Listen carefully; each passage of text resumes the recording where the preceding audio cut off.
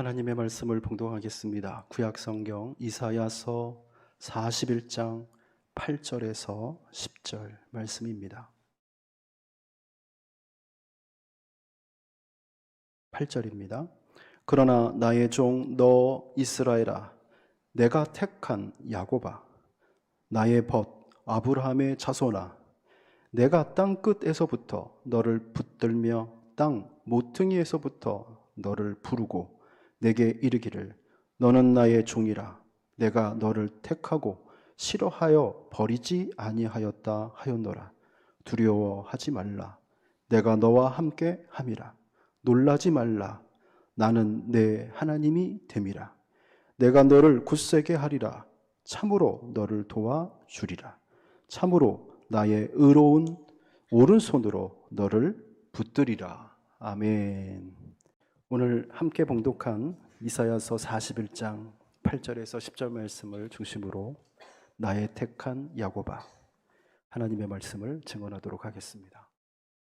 하나님은 우리를 축복하시고 하나님의 자녀로 살아갈 수 있는 모든 것을 허락하시며 도와주시는 하나님이십니다.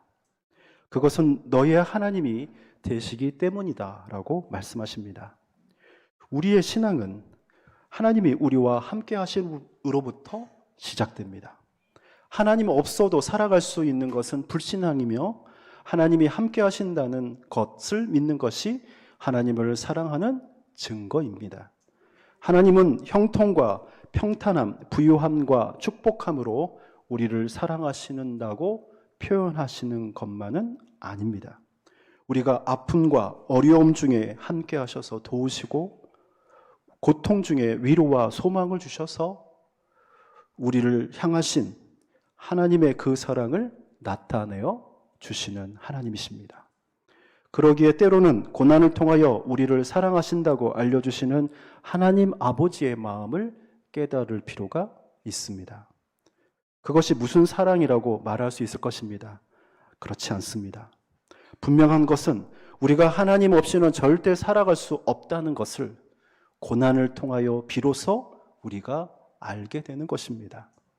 그렇다고 해서 하나님의 사랑을 분별하는 그 기준은 고난이 있고 없고가 아니라 오늘 우리의 소망이 있음과 없음에 달려 있다는 것을 알을 필요가 있습니다. 고난 중에도 말씀이 있고 하나님의 위로와 소망이 있다면 그것은 하나님이 우리를 사랑하신다는 증거입니다. 믿으십니까? 아멘. 고난 중에도 하나님의 말씀이 우리에게 임하신다면 우리는 여전히 하나님의 사랑을 받고 있다는 것입니다. 잘 되고 풍성할 때에만 하나님이 우리를 축복하시는 것은 결코 아닙니다. 하나님은 여전히 우리와 함께 하셔서 하나님이 되시고 우리를 굳세게 하시며 항상 도우신다고 약속해 주셨습니다.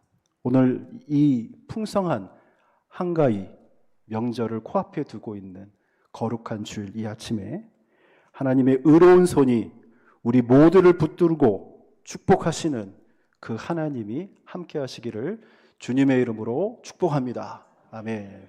우리 옆에 분과 인사할까요? 하나님은 당신을 사랑하십니다. 하나님은 당신이 축복받기를 원하십니다. 아멘. 이번 한가위 추석은 특별한 것 같아요. 왜냐하면 연휴가 길어서 특별한 것 같아요. 많은 사람들이 요즘에는 음식을 준비하지 않고 여행을 떠난다고 하더라고요. 그런데도 우리 성도님들 먼 데에서부터 멀리서는 대전에서 또 초월에서 또 우리 여주에서 서울에서 원주에서 원근 각처에서 하나님의 거룩한 전에 나오셔서 예배하는 것으로 연휴를 시작하게 하신 그 하나님 앞에 영광을 돌립니다. 오늘 이 말씀을 통하여 오늘 우리가 만날 그 하나님이 있습니다. 고난 중에서 오늘 우리와 함께 하시며 우리가 어디에 있든지 간에 하나님은 너희의 하나님이 되신다고 말씀하고 있습니다. 우리가 힘든 것은 고난 중에 나 혼자 남고 모두가 떠나고 버림받았다는 처절한 그 고독감에서부터 올 것입니다. 나이가 들어도 우리의 인생이 의미가 있고 보람차고 함께하는 이들이 있어 서로 의지하며 사랑을 줄 수도 받을 수도 있는 공동체가 있다는 것은 여전히 하나님의 축복입니다. 아멘. 가족이 없어서 서운하세요? 누가 있어요? 우리가 있잖아요. 교회가 있어요. 교회는 하나님의 가족입니다. 아멘. 하나님의 공동체입니다. 어려운 일 있을 때 고민하지 마세요. 힘들고 어려울 때는 기도가 할 수가 없어요. 함께 기도해 줄 수 있는 공동체가 있다는 것은 오늘 우리에게 가장 큰 축복임을 여러분 믿으시기를 바랍니다. 교회 나오실 때 헌금해야 된다는 그 부담감 가지고 나오지 마세요. 아버지 집에 갈 때 뭐 선물 싸갖고 가야 된다고 생각하는 그런 체면 따지지 마세요.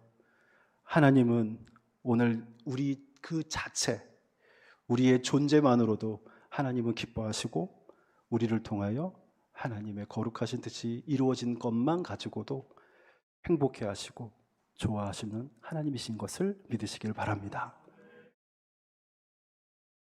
자녀들 또 손주 손녀들 만나면 세뱃돈 주고 뭐 용돈 줘야 되는 것 때문에 부담 가지시죠? 부담 갖지 마세요. 그거 바라고 오는 자식들은 불효자식입니다. 할머니, 할아버지, 엄마, 아버지 얼굴 보고 기뻐하는 것, 그거 자체가 기쁨인 거예요. 물론 용돈 주면 또 좋죠. 감사하겠죠. 그러나 형편에 따라 만약 물질로 그 사랑, 부모님의 사랑을 대신할 수가 없는 것을 자녀들한테 가르쳐 줄 필요가 있습니다. 하나님께서 여러분에게 주신 그 축복을 하나님의 이름으로 부모된 우리 모두가 자녀들을 축복할 수 있는 이번 한가위 추석이 되시기를 주의 이름으로 축복합니다. 하나님의 사랑을 우리가 의심할 때가 있습니다. 하나님의 관계가 멀어질 때가 있습니다. 우리가 고독감과 외로움으로 가득 찰 때 마귀는 우리를 찾아와 불안하게 하며 하나님을 의심하게 합니다. 하나님의 사랑을 의심하고 하나님과 나 사이를 갈라놓으려고 합니다. 마귀의 간교한 계략에 넘어가지 마시기를 주의 이름으로 부탁합니다. 오늘 말씀에 우리에게 이렇게 말씀하고 있습니다. 따라서 하겠습니다. 두려워하지 말라. 너는 너와 내가 너와 함께하리라. 내가 너와 함께하리라. 아멘. 하나님이 두려워하지 말라 하시는 이유가 있어요. 내가 너와 함께하기 때문이다 라고 말하고 있습니다. 하나님이 주시는 것, 내가 가장 선하고 유익한 것인 줄 믿어야 할 필요가 있습니다. 하나님과 함께하는 고난조차도 우리를 오히려 약함 가운데서도 우리를 더 굳세게 하는 방법이라고 말씀하십니다. 그렇습니다. 하나님은 우리에게 닥친 그 고난을 겨우 이겨내고 벗어나는 것 정도 수준에서 우리를 도와주시는 분이 아닙니다. 그 고난을 통해 나를 이전보다 더 굳세게, 더 강하게, 더 존귀하게 만들어주시는 분이신 줄 믿습니다. 요셉이 그렇게 했습니다. 보디발의 아내 유혹 속에 하나님께 죄를 짓는 것을 거부하였더니 정말로 참기 어려운 그 고난을 당했습니다. 하나님의 관계가 더 중요하기에 순간의 그 쾌락을 포기했다고 말하고 있는 것입니다. 다윗은 골리앗을 맞닥을 때에 죽고 사는 생존의 문제를 당하게 됐습니다. 앞에 서지도 못했습니다. 다른 사람들은 다 벌벌 떨고 있을 때 다윗은 그 골리앗을 맞섰습니다. 누구의 이름으로? 하나님의 이름으로. 모세는 애굽을 떠나는 여행길에 그들을 쫓는 애굽 군대와 더 이상 나아갈 수 없는 홍해 바다가 진퇴양난의 위기로 떨어지게 되었습니다. 그러나 하나님은 그들과 함께 하셔서 너희의 하나님임을 증명해 내셨습니다. 요셉은 그 고난으로 총리가 되었고 다윗은 골리앗을 대적하여 이스라엘의 왕이 되었으며 이스라엘 백성들과 모세는 과거의 모든 죄와 습관과 애굽의 그 미련들을 홍해 바다 앞바다에 버리고 건져내어 하나님의 땅, 축복의 땅 가나안에 이르게 되었습니다. 이것이 우리가 알고 있는 성령의 지식입니다. 이야기입니다. 근데 그 이야기가 나의 이야기가 되어야 하지 않을까요? 왜 우리는 고난만 당하면 두려워하고 벌벌 떱니까? 왜 우리는 하나님을 의지하지 않고 사람을 의지합니까? 하나님이 더 크고 위대하신데도 불구하고 고작 몇 푼 되는 그 물질에 혹은 세상이 주는 그 권력 앞에 우리가 무릎 꿇고 우리가 그곳에 비참한 그 모습으로 살아가기를 우리 주님은 결코 원하지 않고 계신다는 것입니다. 하나님은 고난의 자리에 우리와 함께 여전히 함께 하십니다. 고난을 통하여 나를 더 굳세게 하시고 존귀하게 하시며 우리를 부흥하게 하시는 분이십니다. 하나님이 우리를 빚어가실 때에는 불필요한 불순물들을 빼어내기를 원하십니다. 왜 그럴까요? 만약 토기장이의 손에 잘 빚은 그 그릇에 불순물이 있다면 그 그릇은 불가마에 들어가자마자 깨어져 버리기 때문입니다. 하나님을 사랑한다면 하나님을 신뢰해야 합니다. 사랑은 믿음이기 때문입니다. 믿는 것은 사랑이고 사랑하는 것은 바로 신뢰입니다. 우리가 하나님을 사랑한다면 그분이 주시는 것, 그것이 내게 가장 선하고 유익한 것인 줄을 알아야 하는 것입니다. 하나님을 사랑한다면 그분의 사랑도 믿어야 합니다. 하나님이 주시는 모든 것이 이 세상에 가장 선한 것인 것 또한 믿어야 할 것입니다. 하나님이 좋은 거 주시지 나쁜 거 주시는 분일까요? 제가 만난 하나님은, 내가 알고 있는 하나님은 더 좋은 것을 주시기 위하여 안타까워하시는 하나님이신 것을 고백하게 됩니다. 나쁜 거 주시지 않아요. 이거 먹고 죽어라 하면서 부모님이 자녀들한테 음식 만들어 줍니까? 결코 그렇지 않습니다. 우리 하나님은 우리에게 좋은 것으로, 근데 이게 문제죠. 내가 보기에는 좋은 게 아닌 거라고 착각하고 있기 때문에 그렇습니다. 아이들이 아프면 약을 먹여야 되는데 약을 안 먹어요. 약이 쓰거든요. 근데 부모는 그거를 알아요. 그러니까 입을 억지로라도 벌려서 아이는 죽겠다고 하는데 거기에다 쓴 약을 부어 넣습니다. 아기는 그걸 생기지 않으려고 그냥 울면서 발버둥을 치지만 결국은 어떻게 해요? 먹게 되죠. 그 아이가 낳을 수 있는 것은 바로 부모님의 억지로 하는 그 행위가 아니라 부모님의 사랑이라고 말할 수밖에 없습니다. 하나님은 우리가 올바른 길을 걸어가기를 원하시는 분이십니다. 잘못된 거 선택하지 않기를 원하시는 분이십니다. 그런 거로 오늘 우리에게 주어진 모든 상황은 하나님이 예비하신 것이며 하나님이 인도하시는 것이며 하나님이 축복하시는 것이다 라고 여러분 믿으시고 그분을 신뢰하신다면 마음에 딴 생각하지 마시고 하나님만 바라보며 참고 인내하며 나아간다면 하나님의 그 축복이 무엇인지를 나중에라도 깨닫게 될 것입니다. 하나님은 우리를 누구보다 더 사랑하시는 분이십니다.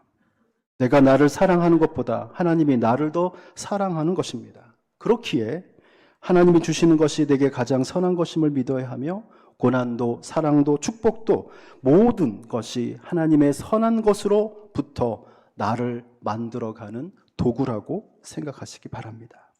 어찌 하나님이 주시는 것이 이 세상에 흔하게 구할 수 있는 축복만 하겠습니까?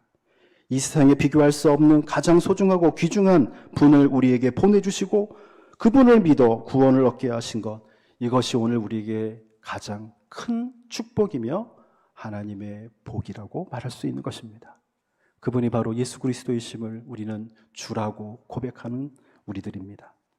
오늘 본문은 하나님의 주권과 구원의 약속 그리고 우상숭배의 그 허무함을 말씀하면서 이스라엘의 귀환을 예고하며 예수 그리스도의 예표로 보편적 구원을 오늘 우리에게 펼치시며 말씀하고 있는 것입니다. 이사야서에서는 예수님의 말 한마디도 없어요. 그런데 너무나도 놀랍게도 너무나 많이 말씀하고 계시는 그 말씀을 우리가 찾아볼 수가 있습니다. 여러분 한번 찾아봤으면 좋겠습니다. 오늘 첫 번째 본문입니다. 8절입니다. 그러나 나의 종 너 이스라엘아 내가 택한 야곱아 나의 벗 아브라함의 자손아 라고 말하고 있습니다. 이것은 하나님이 오늘 우리를 부르시는 호칭입니다. 나의 종, 내가 택한 자, 나의 벗, 그가 누구라고요? 이스라엘이며 야곱이며 아브라함의 자손이라고 말씀하고 있습니다. 내가 너를 택하였고 싫어서 버리지 아니하겠다라고 약속하고 있는 말씀입니다. 하나님은 우리와 언약한 말씀을 이루시며 성취하시는, 그리고 그 약속을 지키시는 하나님이신 것을 믿어 의심치 않습니다. 하나님의 자비로우신 섭리 속에서 이스라엘은 여전히 아브라함의 씨로 하나님이 세우신 고자 약속하신 하나님의 나라의 상속자는 바로 그다라고 말하고 있는 것입니다. 하나님이 사랑하는 유일한 자, 바로 그가 오늘 우리가 된다면 마치 예수 그리스도가 하나님의 사랑하는 자가 되어 이 땅에 오셔서 우리를 위하여 십자가에 죽으신 것과 같이 오늘 하나님이 나의 종, 내가 택한 나의 벗 너희여 라고 말하는 이 말에 우리의 이름이 기록되어져 있다면 우리는 결코 두려워할 필요도 결코 실망할 필요도 없게 되는 것입니다. 여기서 100년 넘게 사실 수 있는 분이 많지는 않을 것 같아요. 제일 나이 많으신 분 앞으로 한 몇 년 더 사시면 100살까지 사실 수 있나요? 하나님의 축복은 오래 사는 것만이 복일까요? 아닐 수도 있어요. 왜요? 아프면서 오래 사는 거 그거 진짜 축복이 아니라 저주와 같더라고요. 그리고 몸이 건강하면 정신도 건강해야 되는데 몸이 건강한데 정신이 건강하지 못하신 분들을 보면 너무너무 마음이 아플 때가 있습니다. 차라리, 이게 저의 생각입니다. 차라리 몸이 아프고 말지 정신이 아프니까 참 많은 사람들 힘들게 하고 어렵게 하기도 하더라고요.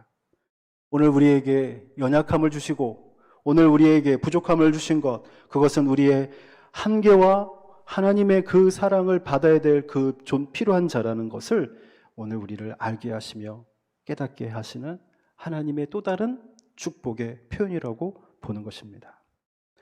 오늘 너가 그 상속자라고 말하고 있습니다. 너희가 있는 그곳에 어떤 곳일지라도 하나님은 우리를 찾아내실 것이며 불러주셔서 하나님의 유일한 상속자로 세워주기를 간절히 원하고 계십니다. 그런 하나님이 우리를 택하여 우리를 부르실 때 무엇이라고 말씀할까요? 나의 택한 야곱아. 아멘. 나의 벗 아브라함의 자손아 라고 불러주고 계시는 것입니다. 하나님은 우리를 통하여 거룩한 뜻을 이루어 택한 받은 자라고 말씀하십니다. 하나님은 우리를 통하여 하나님의 나라의 상속자가 다른 사람이 아니라 바로 너희라고 말씀하고 계십니다. 하나님은 우리를 통하여 아브라함을 언약의 상속자로 인정하시고 선포하고 계시는 것입니다. 하나님은 어떤 경우라도 우리를 버리지 아니하시며 마음이 바뀌어 변하지 않으시는 분이라고 말씀하고 있습니다. 이 본문을 사도 바울은 흩어져 있는 많은 그리스도인들에게 이렇게 권면하고 있습니다. 갈라디아서 3장 7절입니다. 그런즉 믿음으로 말미암아 믿은 자들은 아브라함의 자손인 줄 알지어다. 또 하나님이 이방을 믿음으로 말미암아 의로 정하실 것을 성경에 미리 알고 먼저 아브라함에게 복음을 전하되 모든 이방인이 너로 말미암아 복을 받으리라 하였느니라. 그러므로 믿음으로 말미암는 자는 믿음이 있는 아브라함과 함께 복을 받느니라. 아멘. 바울의 이 고백이 그 아브라함의 자손이 누구라고 하는 것을 확증하고 있나요? 그리스도를 믿는 모든 자가 아브라함의 자손이 되는 것입니다. 그로 인하여 오늘 우리를 하나님의 복 받는 자가 되게 하시며 아브라함이 너의 이름으로 복을 전하게 하신다고 말씀하신 그 말씀이 성취되고 이루어지게 되는 것입니다. 이번 명절에 여러분 친척들 만나면 덕담을 하실 때 이왕이면 그냥 그래 잘 지냈어 이 정도 수준이 아니라 하나님의 이름으로 축복을 하시기를 주의 이름으로 권면합니다. 왜요? 우리는 아브라함의 자손이기 때문에 그렇습니다. 오늘 성경에 말하고 있잖아요. 모든 이방인이 너로 말미암아 복을 받으리라, 이렇게 말하고 있잖아요. 오늘 우리가 줄 수 있는 거, 사랑, 돈, 이런 것도 많아요. 근데 하나님 우리에게 주신 거, 그들이 그토록 바라는 거, 이 땅에서 잘 되는 거, 그 이상이 아니라 하나님이 너와 함께 하는 것, 오늘 우리 믿음의 조상된 아브라함이 자손이 된 우리에게 주신 그 특권. 여러분, 사랑하는 우리 자녀들에게 잘 되라고 바라며 기도하죠. 근데 기도만 하지 마시고 앞에다가 두 글자를 덧붙이시기 바랍니다. 축복 기도를 하시기를 바랍니다. 아멘. 왜 아멘 안 하세요? 축복 기도를 하시기를 바랍니다. 소원 기도만 하지 마시고 이렇게 됐으면 좋겠어요 하나님 라고 말하지 말고 축복이라고 하는 그 기도가 자녀들에게, 여러분과 오늘 우리에게 주시는 하나님의 이 특권을 누리시는 저와 여러분들이 되기를 바랍니다. 그리함으로 하나님의 그 언약을 받은 모든 자는 아브라함의 자손이 되며 이방인임에도 불구하고 하나님은 우리를 복의 근원이 되게 하셨습니다. 이것은 단순한 위로가 아닌 영원토록 함께 하시며 동행하시겠다라고 말씀하시는 선포입니다. 우리에게 주시는 말씀을 붙잡을 때에 하나님이 우리를 통하여 선하신 역사를 이루어 주신다는 것입니다. 자, 오늘 본문의 하이라이트입니다. 10절. 저는 이 말씀이 여러분에게 정말로 사랑하는 성경 구절로만 남지 않기를 원합니다. 이 말씀을 고백할 때마다 능력으로 나타나기를 주의 이름으로 축복합니다. 같이 고백하겠습니다. 두려워하지 말라. 내가 너와 함께 함이라. 놀라지 말라. 나는 내 하나님이 됨이라. 내가 너를 굳세게 하리라. 참으로 너를 도와주리라. 참으로 나의 의로운 오른손으로 너를 붙들리라. 아멘. 여러분, 어려운 일 있을 때 성경책 구절에서 빨간 줄 치고 별표 5개 쳐서 이 말씀을 읽을 때 아멘, 내가 이 말씀대로 내가 하나님의 축복의 자녀인 것을 하나님 고백하며 영광 돌리기를 원합니다. 이것은 3가지 구조로 남겨져 있습니다. 첫 번째, 내가 너와 함께함입니다. 이것은 무엇보다도 아주 중요한 의미가 담겨져 있습니다. 하나님 아버지께서 나와 함께 하신다고 말씀하시는 증거입니다. 하나님이 우리와 함께 하시는 그 하나님의 이름이 4글자로 임마누엘이라고 말씀하고 계십니다. 우리는 그 하나님을 왜 성경책 속에만 숨겨놓고 살아가고 계십니까? 여러분, 주머니 속에 넣고 다니는 그 이름이 아닙니다.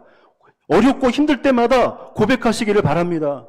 도와주세요 라고 말하지 말고 4글자로 얘기하십시오. 예수님 믿는 사람들은 점잖게 고상한 언어를 써야 됩니다. 우리가 다른 사람들 뭐라고 해도 못 알아듣는 말을 좀 써야지 좀 멋있어 보이지 않습니까? 따라서 하십시오. 뭐라고요? 집사님 나한테 뭐라고 했어요? 임마? 애들은 사는 사람들은 그거 가지고 그렇게 흉내 내기도 합니다. 괜찮아요. 임마누엘. 할렐루야. 시작. 약합니다. 조금 더 세게. 조금 더 세게. 그 하나님이 여러분과 저와 함께 하기를 주의 이름으로 축복합니다. 아멘.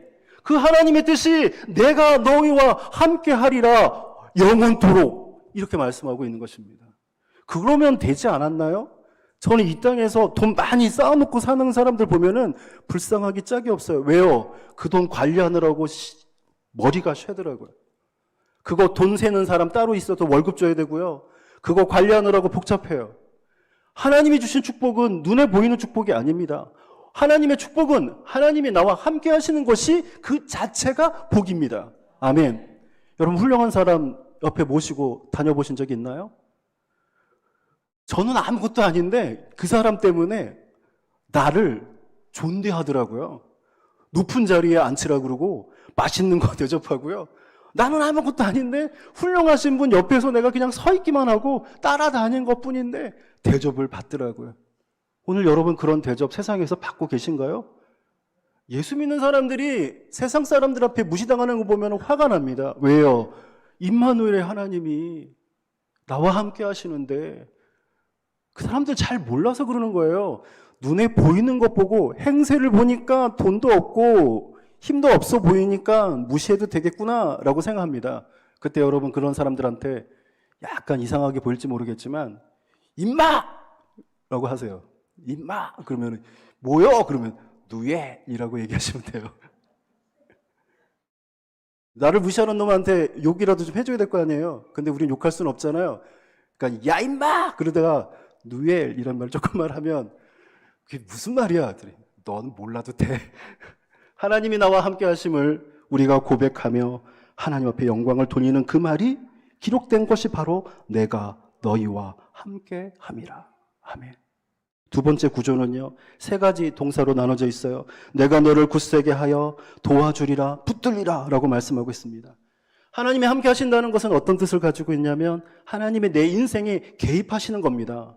하나님은 방관자로 그래 잘해봐 라고 내가 너 도와줄게 라고 말만 하시는 분이 아니라 나를 대변해 주시고 내가 억울한 일을 당하였을 때 대신 나서서 앞서서 일하시는 분, 바로 그분이 우리의 하나님이시라고 말씀하고 있는 것입니다. 간섭하는 거 여러분 싫으시죠? 근데요, 힘없는 사람이 나에게 간섭하면 기분 나빠요. 그러나 힘 있고 능력 있고 지혜로우신 분이 나의 인생에 간섭하신다면 나는 너무 좋은 거예요. 왜? 그분이 다 해결해 주시거든요. 대신 나의 삶에 구차하고 필요 없는 것들을 하나님이 다 책임지신다고 말씀하시는 그 뜻이 내가 너를 굳세게 하리라, 도와주리라, 붙들리라 라고 말하고 있는 것입니다. 근데 놀라운 사실은요, 이 말씀이 과거형으로 써졌어요. 미래형으로 써진 게 아니라 너 나한테 잘하면 내가 너한테 이렇게 해줄 거야 라고 하시는 말씀이 아니에요. 이미 하나님은 나를 도와주시기로 옛날부터 그렇게 행하셨어요. 도와줄 거야가 아니라 도와주신다라고 말씀하고 있는 것입니다. 우리가 흔들릴 때가 있습니다. 그러나 이 말씀을 붙잡으시기 바랍니다. 하나님이 나를 붙잡아 주신다고 말합니다. 왜 우리의 인생이 흔들릴까요? 중심의 추가 왔다 갔다 하니까 흔들리는 거예요. 배가 풍랑을 만나면 배가 뒤집어질 것 같죠? 안 그래요. 배 밑에는 무슨 그 전문 용어가 있는데 배 밑에는 물이 차져 있어요. 이미. 그러니까 풍랑이 일어나도 배가 흔들림이 조금 있을지 모르겠지만 다시 복원력이 있어서 배가 흔들리지만 다시 원래 형태로 중심을 잡게 돼 있습니다. 사랑하는 성도 여러분, 여러분의 심령 위에 살아계신 그 하나님의 영이 여러분 계신다면 조금은 흔들릴 수가 있어요. 바람이 불어서. 인생의 바람, 질병의 바람, 흔들릴 수가 있어요. 아플 때가 있어요. 그러나 내가 넘어지지 않는 것은 내 안에 하나님이 함께 하시기 때문입니다. 내 인생의 중심을 잡아주시는 분이 누구여야 될까요? 여러분, 자녀를 의지하지 마세요. 여러분, 물질을 의지하지 마세요. 그리고 여러분의 그 믿음 의지하지 마세요. 믿음은 내가 믿는 게 아니라 하나님이 믿게 하시게 하는 것이 진짜 믿음이며, 고난을 당할 때 진짜 믿음이 내가 어떤 믿음을 가졌는지 알게 되는 것입니다. 누가 그러잖아요. 죽어봐야지 안다. 전 참 좋은 말은 아닌데 별로 좋지 않은 말이긴 합니다. 죽어봐야지 안다. 그래, 진짜는 끝에 가서 알게 되는 것입니다. 우리의 신앙, 하나님이 함께 하신다고 말씀하시며 도와주신다고 말씀하시며 붙잡아 주신다고 말씀하십니다. 그런데 이것이 내가 붙잡는 것이 아니라 누가 붙잡아 주신다고요? 세 번째 구조입니다. 나의 의로운 오른손으로 너를 붙들이라. 아멘. 하나님의 오른손은 권능과 구원을 상징하는 것입니다. 하나님의 의로운 오른손은 단순한 힘에 있는 그 권능만이 아니라 하나님의 공의와 언약 위에 나타난 신실하심을 증거하고 있는 것입니다. 바로 그분이 누굴까요? 누구의 힘으로 우리를 붙잡고 계신다고 말씀하고 계시냐면 성경의 말씀은 없어요. 그런데 오늘 신학을 우리 같이 알고 있잖아요. 바로 그분이 예수 그리스도의 의로운 손이 우리를 구원을 붙잡아 주신다고 말씀하고 있는 것입니다. 우리의 구원은 내가 믿어보겠다라고 해서 교회 정하고 신앙생활을 시작한다고 해서 구원받는 게 아니에요. 착각하지 마세요. 하나님이 붙잡아 주셔야지 내 믿음 끝까지 지키는 거예요. 오늘 내가 믿었다가 하다가 내일 하나님 부정하고 부인하고 저주하고 그날 밤 죽으면 영원한 지옥불에 떨어지는 거예요. 내 믿음 내가 알 수가 없는 거예요. 주님 오시는 그날까지 우리의 믿음을 보존케 하시고 지키시는 그 하나님을 만날 필요가 있습니다. 오늘 설교는 여기서 끝나요. 근데 성경 본문은 신기하게도 그 다음 절에 오늘 우리를 강력하게 도전하고 있습니다. 14절인데요. 제가 대신 읽을게요. 여러분 읽으면 기분 나쁘니까. 버러지 같은 너 야곱아, 너희 이스라엘 사람들아, 두려워하지 말라. 나 여호와가 말하노니 내가 너를 도울 것이라. 내 구속자는 이스라엘의 거룩한 이인이라. 아멘. 아니 갑자기 나의 종, 나의 사랑하는 친구 얘기하다가 갑자기 버러지 같은 너 야곱아, 왜 이런 말을 하셨을까요? 하나님의 도우심을 의지할 때는 나의 택한 야곱아라고 말씀하지만 하나님을 의지하지 않는 자는 버러지 같은 존재일 수밖에 없다는 것입니다. 말씀을 아주 직설적으로 그렇게 하시는 이유가 뭘까요? 이스라엘의 백성들은 하나님의 도우심이 애굽을 의지하는 것이다 라고 생각했습니다. 외교와 군사적 우위를 의지하는 것, 즉 그들은 철병거와 마병을 의지하는 것, 그것이 아니라고 하나님은 말씀하고 계신데도 이스라엘 백성들은 애굽의 화려한 문명과 그 발달된 과학과 기술을 의지하기 시작했습니다. 이 세상에 있는 많은 사람들이 그거 따라가요. 아직도 자연의 법칙 중에 왜 그렇게 됐는지 모르는 것들이 너무너무 많은데 인간의 지혜가 아직도 부족한데 요즘에 최근 인공지능 때문에 100년 동안 풀리지 않았던 물리학 그 숙제가 하나가 풀렸대. 이제 100년 동안 풀지 못했던 걸 이제 겨우 하나 풀었던 거예요. 그 많은 문제가 수도 없이 많은데도 불구하고 그렇습니다. 우리가 내 힘으로 스스로 아무것도 경영할 수 없음을 인정할 때 나의 힘과 능력을 의지하면서 하나님을 의지할 수는 없는 것입니다. 사랑하는 성도 여러분, 여러분이 철병거를 의지할 때 우리 주님은 나를 부르십니다. 어떻게 해요? 야, 이 버러지 같은 놈아라고 말하고 있는 것입니다. 하나님의 축복은 믿으면 복이지만 믿지 않으면 저주가 되는 거예요. 여러분, 이 말 단순한 이 진리의 말씀이 나에게만 국한되는 것이 아니라 내가 믿음으로 앞에서 말씀드렸잖아요. 복의 근원이 되리라 말씀했습니다. 하나님을 의지하는 자, 바로 지혜로운 여러분이 되시기를 바랍니다. 하나님을 의지할 때 내가 택한 야곱아, 너 아브라함의 자손아 라고 불러주실 것입니다. 나의 능력 없음이 하나님께서 일하시는 그때입니다. 나의 부족함이 오히려 하나님의 능력 있음을 나타날 때입니다.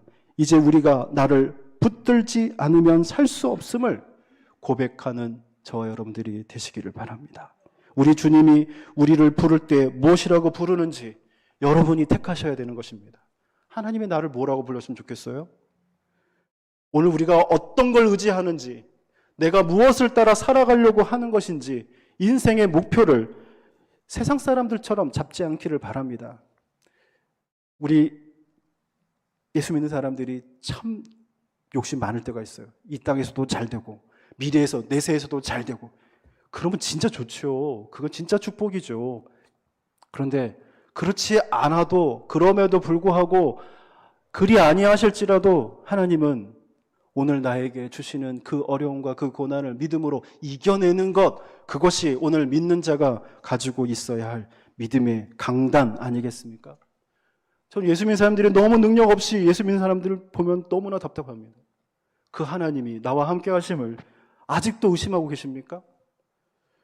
아니, 이 땅에서 부귀영화 누릴 거면 천국에서도 부귀영화 누리기 원하신다면 두 가지 다 잘하셔야 되는데 우리는 두 가지 다 잘하기가 어려운 존재입니다. 하나님도 잘 섬기고 세상도 잘 섬기고 하나님도 사랑하고 세상도 사랑할 수 있다고 하는 그 생각 버리시길 바랍니다. 왜요? 우리는 근본적으로 원죄가 있어서 죄 짓는 거를 아주 좋아합니다. 죄 지으면서 어떻게 하나님 사랑할 수가 있어요? 저는 성결교회 목사입니다. 저 여러분들에게 권면합니다. 기독교 대한선교교 하누리 선교교회 성도님들에게, 신자들에게, 교인이 아니라 신자들에게 제가 권면합니다. 거룩하게 살 수 있는 것은 나의 노력이 아닙니다. 하나님이 나와 함께 하실 때 거룩은 시작됩니다. 기도하겠습니다. 은혜로우신 하나님 아버지, 감사합니다.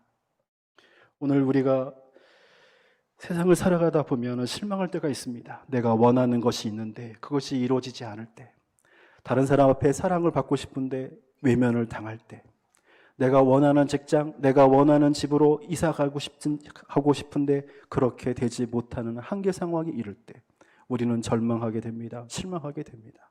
그러나 그것이 전부가 아닌 것을 우리가 깨닫기 원합니다. 하나님이 나와 함께 하신다는 그것은 이 세상에서 누릴 수 있는 모든 것을 누리는 것보다 하나님이 나와 함께 하시는 것이 더 큰 축복임을 우리가 깨달아 알게 하여 도와주옵소서. 우리 주님이 나를 부르실 때 무엇이라고 부르시는지 그 음성이 아버지 하나님 오늘 우리의 인생을 좌우하는 줄을 믿사오니 나의 사랑하는 자여, 내가 너를 복받기를 원하노라. 오늘 우리 주님이 나를 부르실 때 하나님 나를 먼저 사랑하신다고 하시는 그 말씀을 들을 때 아버지 하나님 내 안에 있는 모든 것이 내려놓고 무너지기 원합니다. 내가 세웠던 모든 계획 주님 앞에 먼저 아뢰며 먼저 하나님 앞에 드리기 원합니다. 그리함으로 이제 하나님의 축복의 사람이 되기 원합니다. 하나님이 인도하셨고 하나님이 도우셨고 하나님이 붙잡아 주심으로 내가 여기 서 있음을 고백하는 오늘 우리 모두가 되게 도와주옵소서. 바울이 고백한 것처럼 나는 망하여야 하리라 그러나 주는 흥하여야 하리라 하신 그 고백처럼 오늘 우리의 삶이 주님 앞에 아버지 하나님 온전히 드려 하나님의 귀한 축복의 자녀임을 깨달아 알게 하여 도와주옵소서. 예수님의 이름으로 축복하며 기도했습니다. 아멘.